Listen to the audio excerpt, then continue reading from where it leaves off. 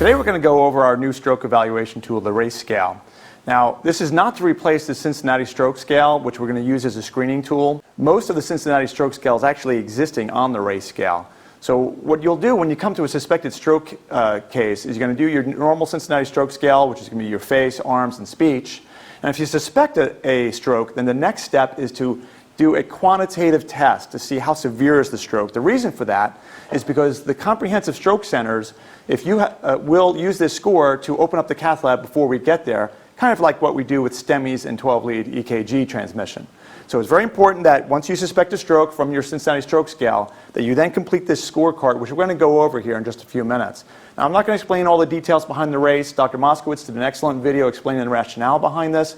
And if you wish to know more about it, you can simply look at that. I'm just going to simply go over the scale itself. So first we're going to start with, just like in Cincinnati, we're going to start with facial palsy. So you're going to ask your patient to look directly at you, and you'll just look at the camera here and make a big smile.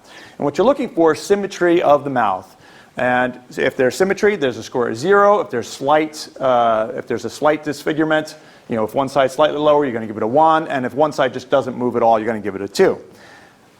Next thing, just like Cincinnati stroke scale, you're going to have the patient raise their arms. So you're going to have both arms. You want them palms up preferably. And you're going to do a count to 10. If one arm starts to drop before the count of 10 but doesn't hit the ground, that would be a 1. Obviously, if they keep them both up for 10, that's a 0. And if one arm just can't even lift up at all, that's a 2. So again, it's a severity. Both arms out and they hold for 10 seconds, 0. One starts to drift but doesn't hit the bed within 10 seconds, that's a 1. They can't lift one up at all, that's a 2. Next is going to be just like we do in our old stroke evaluation, just like we do for the arms, we do the same thing for the leg, but obviously you can only do one leg at a time. So you have the patient lift one leg up to 30 degrees, and you're going to do a 5 count for this. If the patient can hold it all 5, that's a 0. If it starts to drift down during the 5, that's a 1. If they can't lift it up, that's a 2. So again, similar to stroke evaluation we've done before, we're just grading it. Now these next two things, and you're going to see it that we've actually put a little black box around these. These are really important ones because the stroke neurologists at the comprehensives are really asking that we put these two in our ENCODE reports to them. Because each of these individually has a high correlation to patients that require brain catheterization, regardless of the score. So as far as the score itself, a score of 5 or greater has a high likelihood of either being a large vessel obstruction stroke or perhaps even a bleed. So those patients obviously need comprehensive care. But individually, if either one of these two things are present, that also raises the odds that it's going to be a large vessel obstruction stroke. So the first is going to be head and gaze deviation. So if you're looking at the patient, and we did do this on our last stroke evaluation, I would have you check visual fields.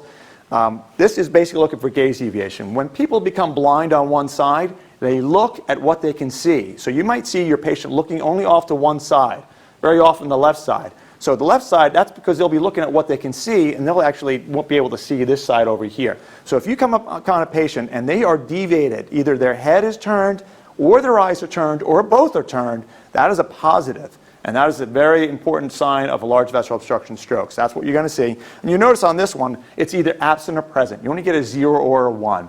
So if the patient's able to look at you and follow and can look at both sides and turn their heads both sides, that's a 0. If they're deviated off to one side, that's a 1, and that's a very important one to transmit during your ENCODE. The next one is this thing called aphasia, and that's basically, it's not slurred speech, it's inability to understand commands is what we're testing. And you're going to ask the patient to do 2 things. So the first thing is going to be, close your eyes, and that's 1, and the other one's going to be make a fist. Now if the patient can do both, that's a 0. If they only do one of the 2, that's 1 point. If they do neither of them, that's a 2. It's important when you ask the patient to make a fist that you're making them have the fist in the hand that they can still move. The fact that you can't move the hand that's already weak, that's a non-finding. This is really a test of their ability to understand.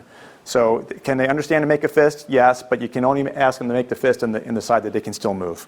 That's how you're going to score that one. So again, either of those two are present, that's an important thing.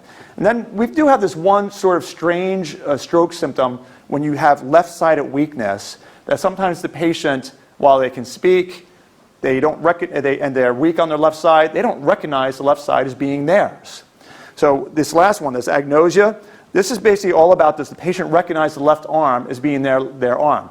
You're going to see this only if there's left-sided weakness. It doesn't generally exist if there's right-sided weakness. So if you've got a patient with left arm or left leg weakness, what you're going to do is you're going to say, hold up this hand and say, whose hand is this that I'm holding right here?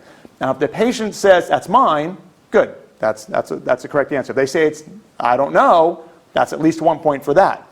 Then the next thing is you're going to see, does the patient recognize that the arm is weak? So let's say that this arm is weak or is paralyzed. You're going to ask the patient, are you able to move that left arm? And if they say yes, then that's obviously a falsehood. They don't recognize it as weak, and they get another point for that. They say no, that means they recognize that it actually is weak, and they get a 0 for that. So for this last one here, for the agnosia, you basically has to do with left arm weakness. You want to know, does the patient recognize the arm is theirs, and does the patient understand that the arm is weak? So if the patient doesn't know either one of those two questions, they get a 2. If they know one of the two, they get a 1. And if they understand it is their arm and it's weak, then they get a 0. And that's how you score it. So this is our race scale, and you'll see it. You'll see this on all of the trucks. And if you have any questions, please feel forward to the rescue office. So just some final points on doing all these stroke scales. What we're looking for is asymmetry.